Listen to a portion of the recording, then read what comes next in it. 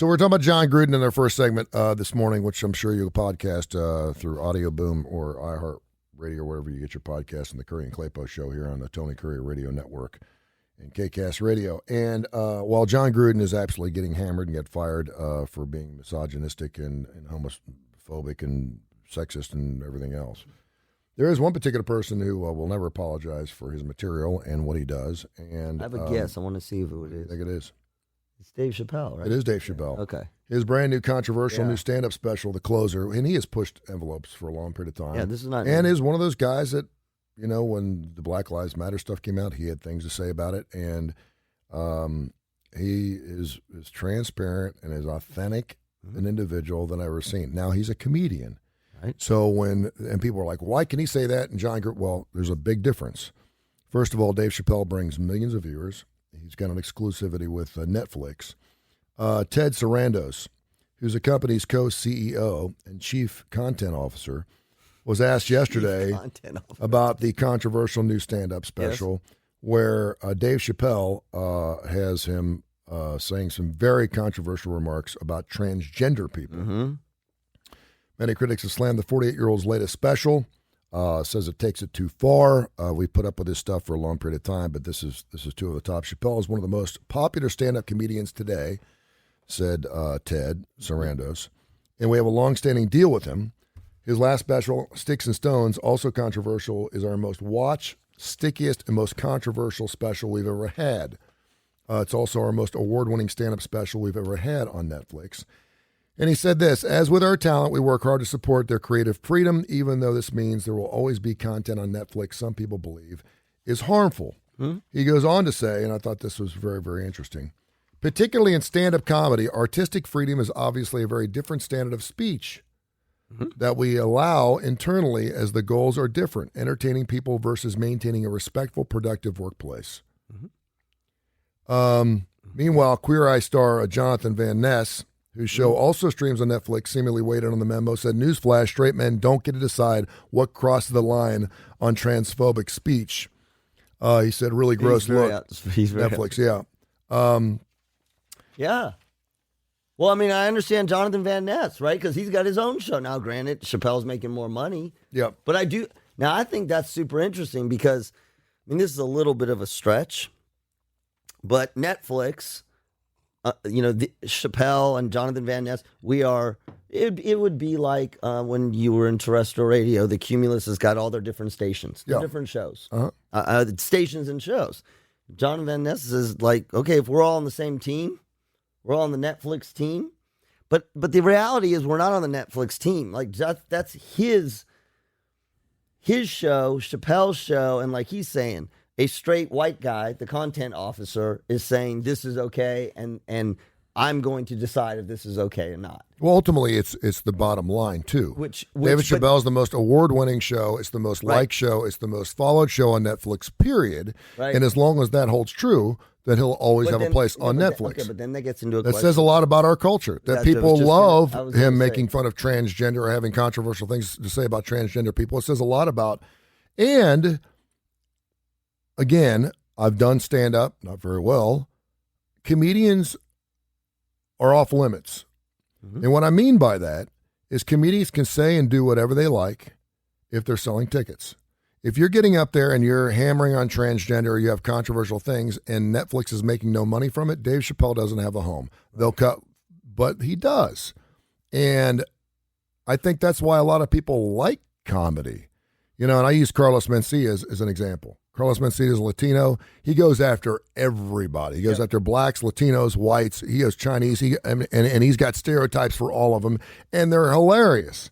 And maybe it's because he's Latino that he can make fun of his own culture, his own ethnicities, and he can pull that off. I don't know if he was a white guy, if he could do the same thing. But he sells out everywhere he goes, and people will come out and say, wow, that was refreshing to hear someone say a lot of things that we think, but we don't say. John Gruden would probably love a Carlos Mencia show. And that we can actually laugh at our differences and laugh at our cultural stereotypes because they're there. They are stereotypes in a lot of different ways, and people enjoy that. There's a lot of people... Right. Okay, well, if you're doing that, you think that's funny. Well, it doesn't mean you're racist. Doesn't mean you're. Didn't we do a whole segment on? There's some radio station that won't put Carlos Mencia on their radio station, right? Because they're afraid to offend their listeners. Give me But didn't we do a whole thing about? There's a thing about sort of nervous. I mean, there's nervous laughter, but they call it dark humor, which now I don't know if that's appropriate or not, but. So I think that there's a couple things, like you said. There were comedians making jokes about 9/11 the day after it happened. Exactly. So, but listen, what I wonder about that is, we see this when somebody dies, and it's a really terrible grieving moment. Mm-hmm. What do we talk about? Well, it'll be everybody sad, and then we switch over. We're celebrating their life. Yeah. Okay, we're celebrating life. They still died. Yeah. Bad. And then the next thing we do is, and it's uncomfortable, right? And we're talking about how great, and everybody's crying. Boy, he was a pain in the ass. Yeah. And you know what that is? That's a defense mechanism. Okay, we can't go there anymore. So we're going to go someplace else. A lot of times in comedy, it's not just what people are thinking. It is a way for us to not, I honestly believe this.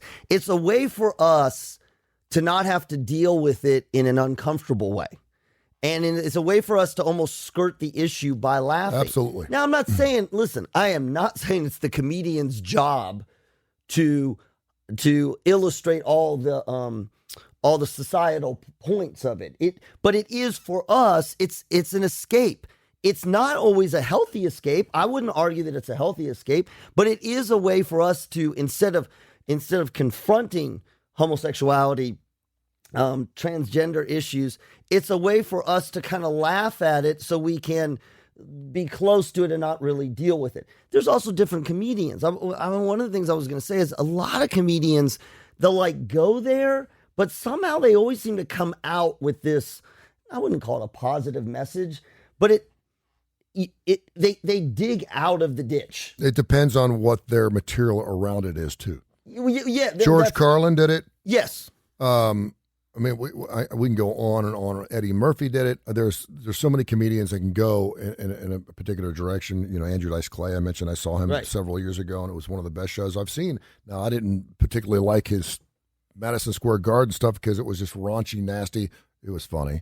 But Dave Chappelle is a brilliant man. Yep. He's not one of these guys. I mean, he puts a lot of thought behind what he's going to do and say. And I know a lot of comedians, there's the Brad Regals. Yep. That's not the guy, or even Jerry Seinfeld. But Jerry Seinfeld gets it. He's a comedian. He understands. He respects Dave Chappelle. He doesn't do the same type of comedy he does, but he respects it's not the type of comedy he wants to do. Jay Leno the same way. I think about Bob Saget. Bob Saget on Full House and Bob Saget, the stand-up comedian. Wow. Yeah. They are. Red Fox was the same way. Red Fox, Sanford Son. He's on television, right? Dude, you see him in concert, pull up Red Fox comedy, it's like, holy crap. It is as nasty, creepy old man chase and skirt comedy you'll ever hear. It's funny, and some people like that. But again, comedy is one of those things when people are like, you can't do that. That's one of those things where as long as you're selling out tickets. Listen, it's music. We talked about this yesterday. It is. It's artistic. It's music. Now if you don't like it, you don't have to go. Well, and you can make comment. Listen, the transgender community has come out and said that is uncalled for. Okay. And it is. You can agree with that. I think I'll tell you where and Jonathan Van Ness is making a good point. The onus, to be honest, it's the chief content officer of Netflix. Yeah. The chief content officer of Netflix is condoning this for all the reasons that he said. Mm-hmm. Now, he's not going remark by remark and saying, I agree with this one and I don't agree with this one. He's saying Dave Chappelle is the most controversial, engaging, award-winning person that we have, which I think it's interesting to me because that allows you sort of politically to sidestep the issue. Because the transgender community is not saying that Dave Chappelle isn't award-winning, funny, or money-making. They're like, hey, but he said that. And Jonathan Van Ness is saying, wait, white straight male. That's not right. And the content officer is saying, well, Dave Chappelle as an entity is again award-winning and money-making, which in an indirect way, what he's kind of saying is, hey, you all voted for him. Get over it. There's a lot of people who don't watch it. And he can make the argument for Van Ness, too. Yep. There aren't that many transgender or queer people in this country, but you have a show, and it does very, very well. Yep. And that may be because of the contingency of transgender, queer people, LGBTQ community that is not watching Dave Chappelle. That is not watching Dave Chappelle. There's room for both. Yeah. And that's what Netflix is. That's a moral argument, because it's an interesting thing. There's room for both. And that gets, almost wraps back to the John Gruden thing. And I've heard you say this: right is right, wrong is wrong. Right? You're a black and white moralistic guy. If right is right and wrong is wrong, then is what Dave Chappelle is doing wrong? Just wrong? No. Why? Well, first of all, I don't know if he truly believes it. It's comedy. If it makes you laugh, that's comedy. Period. If then are we all wrong for laughing?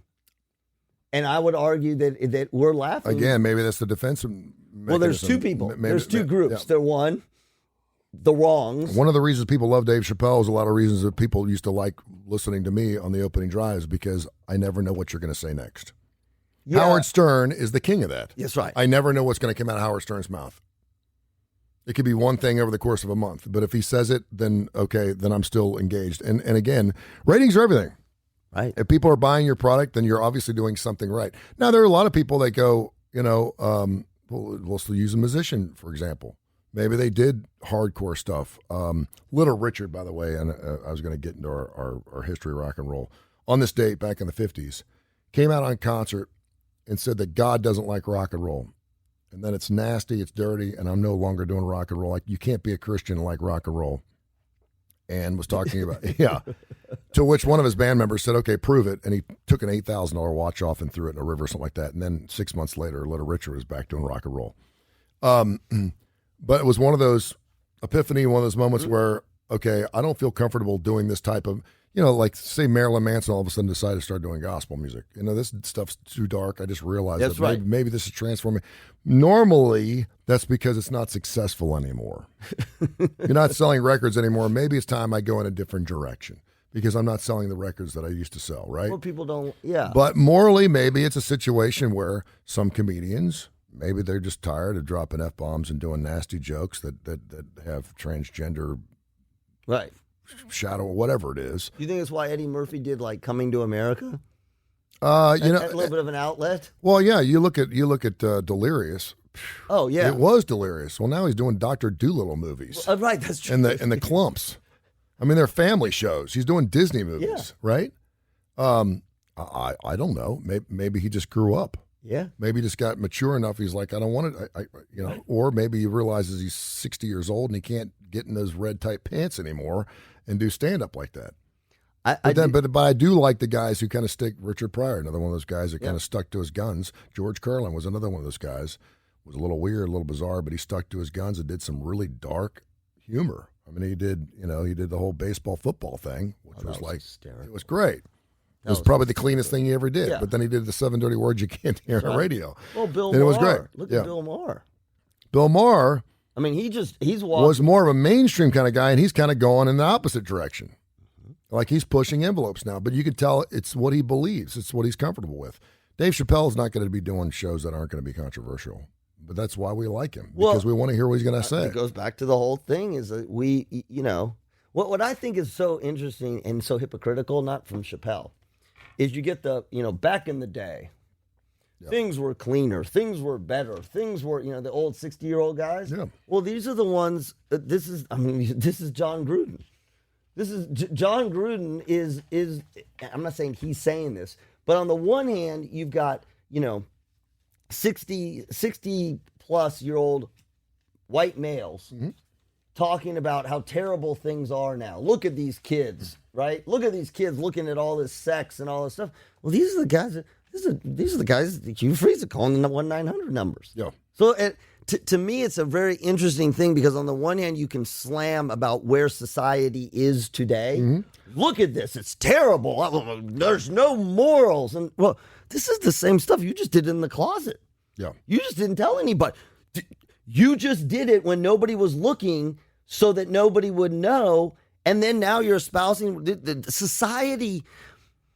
Society has not changed in the things that we're talking about. It's the same stuff. It's just that now we're talking about it. Yeah. It is amazing to me how much people are into some particular things. Whether it's a door closing, whether it's Tiger King, whether it's Kardashian. I mean, I'm just like, and again, that plays into who I am and how older I'm getting. I'm 55. Right. If I was 35, I may be. Door closing thing. Like it was so cool. And that's why I'm going to do an Opie story here in a second. Okay. No, I just think it's. I mean, have you seen Dr. Pimple Popper? And it's natural. Yes. It's natural because we're living through this, and as you become 45, 50, we all want to be young. We consider ourselves to think like we're in the 30s, feel like we're in our 20s, we're in our 50s.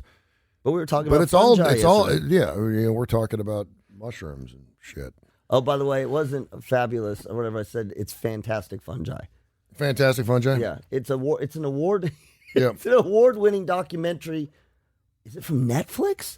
I think it's from Netflix. I'll have to pull it up and eat some. Which was really interesting because in the New York Post, right next to Machine Gun Kelly and Megan Fox, in the Dave Chappelle story, was a story about Ron Howard. And I'm thinking, Ron Howard's I was watching the Andy Griffith show last night in black and white, and I'm like, okay, and obviously my dad used to watch it, and so I have a connection there. Mm-hmm. So I wanted to read the story. And it was a huge story because we love ourselves in Ron Howard. I will go as far as to say that if I ever heard that Ron Howard was misogynistic or racist, it would take Bill Cosby and 100 times it for me, because I would not be able to believe it. It would be like, please don't tell me. It'd be like hearing Mr. Rogers was homophobic. That would absolutely blow my. When the Mr. Rogers movie came out, I was like, please tell me that this is a good. I don't know if people were going to see a good movie about Mr. Rogers, and it was a great movie, by the way. It was. He had a little bit of a dark side. He had a special friend, but it was a great movie, and it was very well done. It was right, but there were no bombshells. No, but I'm like, please don't tell me that Captain Kangaroo is homosexual. Please. Baby. There are people that love being around children that are okay. He is in a brand new book with his brother. His brother, also an actor. And they had some excerpts, and the book comes out next week. Everybody's with the book. I know. It's called The Boys, a memoir of Hollywood and family that he wrote with his brother, Clint Howard. And if you saw Clint's face, you'd recognize They look the same? Oh, yeah. Okay. And he was asked several questions about the particular book and some different things, so I want to read some of these because there is one bombshell in here that I think is very interesting coming from Opie. Ron Howard? Biggest stressor all was in Happy Days was Fonzie. He was all over the place. He's had an amazing Hollywood career. I mean, this is a 6-year-old kid that was in the #1 show in Andy Griffith, was in American Graffiti, did Happy Days, and now one of the greatest producers of our time, if not the greatest producer. He's done so many great movies. Not Henry Winkler, but Fonzie. It did not escape my notice that as the season went on in our first year, the Fonz was getting more and more screen time. I didn't handle my stress particularly well. It was wigging me out because I thought they were kind of mailing it in too early. He thought Fonzie certainly was a big part of the show, and he was probably the reason a lot of people watched, but wanted to make sure it didn't turn into Fonzie's Happy Days, which they were thinking about changing the name of after the first year. Interesting. He said the Fonz was getting more and more screen time, the 67-year-old said. He said, I didn't handle my stress particularly well. I probably would have benefited from seeing a psychotherapist at the time. Instead, I kept everything inside. Then I started breaking out in eczema rashes all over my body, most acutely on my eyelids, and my hair started thinning. Looking at the men on both sides of my family, I knew it was inevitable, but it started coming out in alarming clumps during this time. He was like 18, 19 years old at this time. Yeah.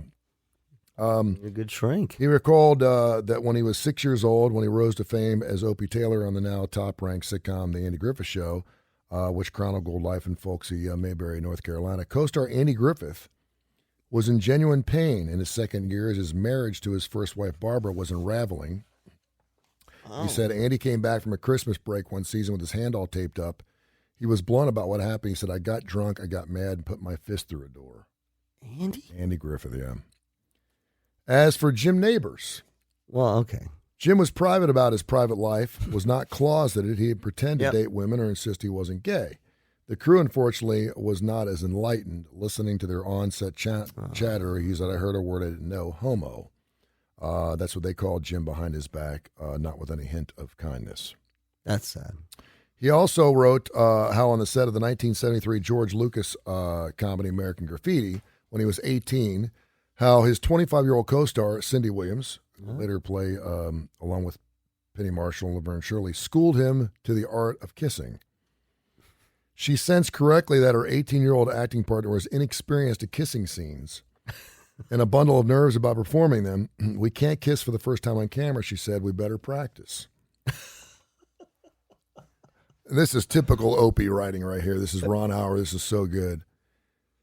We can't kiss for the first time. We better practice with the professionalism of Hollywood's intimacy coordinators. Seriously. Cindy taught me how to make out convincingly for the camera without overstepping. She was not interested in me romantically, nor I her. Cindy performed the service out of generosity, saving me from embarrassment. That's awesome. I've always wondered about that. Then he goes on to describe his cringeworthy detail on how he told his mother about his teenage urges. Oh, jeez. He said, I used to use my dad's forthrightness and imperviousness to so-called taboos, so I thought it was perfectly okay to inform Mom of my nocturnal emissions. So Ron Howard. That's called wet on the dreams. spectrum. Nocturnal emissions is wet dreams. Yeah. Nocturnal emissions. And more conscious bedroom activities, and to ask her if this was all normal. And if so, I was going about it the right way. Mom literally put her hands to her ears, horrified to put in this position, speaking in a booming la la la la I can't hear you voice to drown out any further disgusting revelations that I might have been sharing with her. Oh, I love that. You're going to have to wait until your dad gets home to talk about that. So when his dad came home, his dad's name was Rance, he said, son, some people call it jerking off. But masturbation is the actual term. It's all very normal. It's not dirty. Don't worry about it. Just continue to do it. I'm sorry.